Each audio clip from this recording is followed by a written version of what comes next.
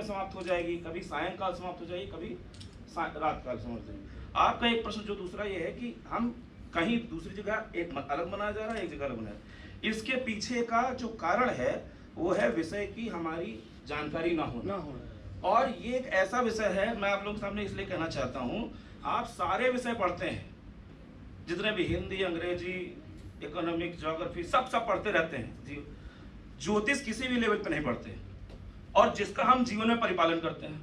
हमारे सारे त्योहार ज्योतिष के मुताबिक बताए जाते हैं, लेकिन पढ़ाई कहीं नहीं। तो जब हमें बताया ही नहीं गया तो हम डिफरेंशिएट कैसे कर पाएंगे ये गलत बोल रहे हैं कि हम सही बोल रहे हैं। तो जो अज्ञानता है, इसमें ऐसे भी लोग हैं जिनके पास कुछ नहीं जानकारी है और वो भी ज्योतिषी कर रहे हैं। तो जानकारी का अभाव जो है वो इसका कारण है, क्योंकि अब मान लीजिए आप हमारे पास आ रहे हैं तो हमने कहा नहीं आप सुबह बनाइए, ये कहीं और जा रहे हैं और उसने विषय पढ़ा है नहीं पढ़ा है इसके ऊपर डिपेंड कर रहा है, क्योंकि ज्योतिषी कोई भी बन सकता है, उसके लिए डिग्री की आवश्यकता नहीं है। तो इस कारण से ये कभी कभी अज्ञानता हो जाती है। इसीलिए जब भी कोई ऐसा व्यक्ति बोले जो कह रहा है जिसने विषय को पढ़ रखा है, भले उसने परंपरागत रूप से पढ़ रखा हो, लेकिन पढ़ रखा हो, अगर वो बात कह रहा है और तर्क के साथ कह रहा है तो उसकी बात को मानना चाहिए। और ये अज्ञानता है, क्योंकि हमने किसी भी समय पर ये नहीं जाना कि कब तिथि बदलेगी, कब संक्रांति। मैं थोड़ा सा इसमें अपना मत रखता हूँ, जो राजीव जी है, ये अज्ञानता नहीं है, क्योंकि ये इस विषय से जुड़े नहीं। अब जरूरी है कि मैंने ज्वेलरी पढ़ी है तो मैं ज्योतिष तो पढ़ूंगा नहीं।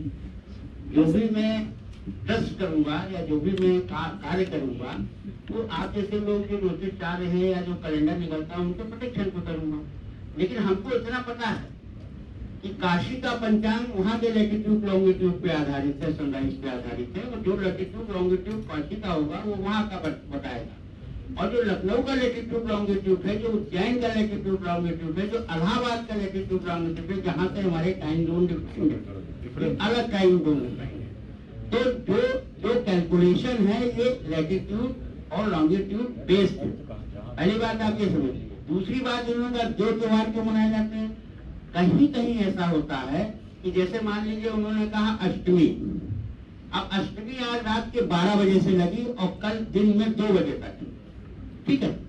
तो जो आज मनाना चाह रहे हैं उनके लिए भी अष्टमी है, लेकिन यहाँ पर जो ज्योतिषाचार्यों का मतभेद है कि जब सूर्य निकलता है उस तिथि से हम मनाएंगे। तो हाँ, जिसको आप लोग उदिया तिथि कह रहे हैं, ये लोग हम लोग भी जानते हैं ना, ज्ञानी आदमी उदिया क्या जाने, बताइए सूर्य जब निकले, क्या बताइए कि जब सूर्य उदय हो रहा है वो तिथि अगर आपके यहाँ है तो आप वो दिन मना लेंगे, चाहे अष्टमी हो, सप्तमी हो, 12वीं हो, 14वीं हो, कुछ भी हो। और क्योंकि ये चंद्र गणना होती है तो चंद्रमा हमेशा 15 दिन, अमावस्या, फिर उसके बाद पूर्णिमा, फिर अमावस्या, तो होता है। और 2.5 दिन में ये एक ग्रह में रहता है, उसके बाद बदल के दूसरे ग्रह में चला जाता है।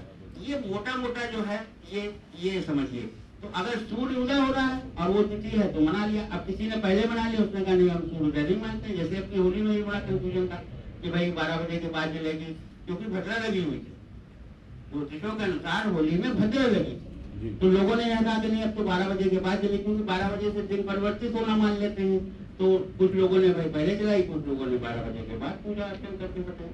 तो ये किस तरीके का, जो हम लोगों की समझ में इस तरीके का है। बहुत बहुत धन्यवाद डॉक्टर साहब ने बहुत सरल तरीके से बात बता दी। बाकी इसमें न जाइए, वो तो अलग है कि ये लीप ईयर है और वो भाई 365 दिन अगर एक साल में माने जाते हैं तो 365 ट्रेन है, डॉक्टर साहब की ट्रेन है, थोड़ा जल्दी। डॉक्टर साहब 365 नहीं।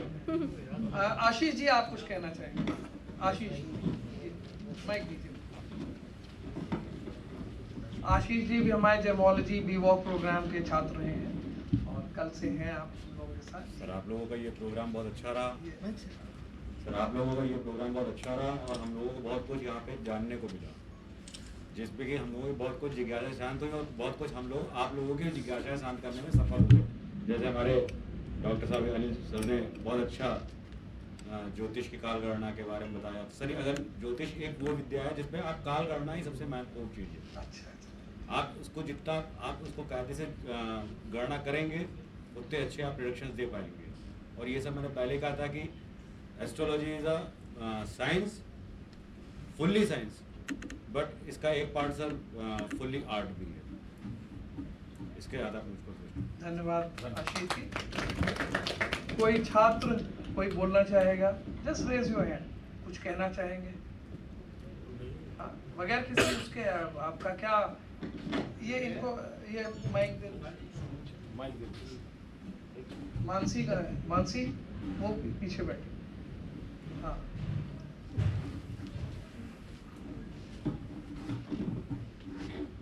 से बहुत ही इंफॉर्मेटिव रहा, बहुत कुछ सीखा और कई सारा व्यूज जानने को मिले, कौन क्या सोचता है ज्योतिष के बारे में, स्टूडेंट्स का क्या देखना है।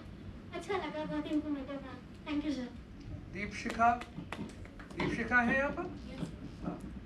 नहीं सर, सेशन हमने दोनों ने किया था, काफी अच्छा सेशन है, काफी कुछ इन्फॉर्मेशन मिली। एएन सिंह सर ने बहुत कुछ बताया, मक्की सर के स्पेसिमेंस काफी अच्छे थे, काफी स्लाइड्स बहुत अच्छे थे और काफी अच्छा लगा हमें। Thank you sir. Dhruv Singh, Dhruv कहाँ है? सर काफी अच्छा लगा, मतलब दोनों दिन हम लोग को काफी इन्फॉर्मेशन नहीं, काफी अच्छा तक ना सीमित रखिए, आप अपना कुछ ऑब्जर्वेशन सर के बारे में पता चला कि वो उनका लिटरेचर में हमें था, मगर उसके बाद उन्होंने जियोलॉजी में जो किया तो वो काफी अच्छा लगा सुन करके कि मतलब डिग्री हमें सिर्फ नहीं चाहिए किसी भी सब्जेक्ट में अच्छा करने के लिए। ये चीज मुझे बहुत अच्छी लगी इस बारे में। Very nice. Thank you. Tejaswita Sharma. Session बहुत अच्छा था, सबके बारे में बहुत जानने को मिला, कौन कैसे उनका पास्ट कैसा था, कैसे उन्होंने स्टडी की है, कौन कौन सी डिग्री ली है। और जियोलॉजी बहुत इम्पोर्टेंट है, बट और सारे सब्जेक्ट भी इम्पोर्टेंट है। और जो भी स्पेसिमेन दिखाया गया था वो बहुत ही अच्छा था। सबसे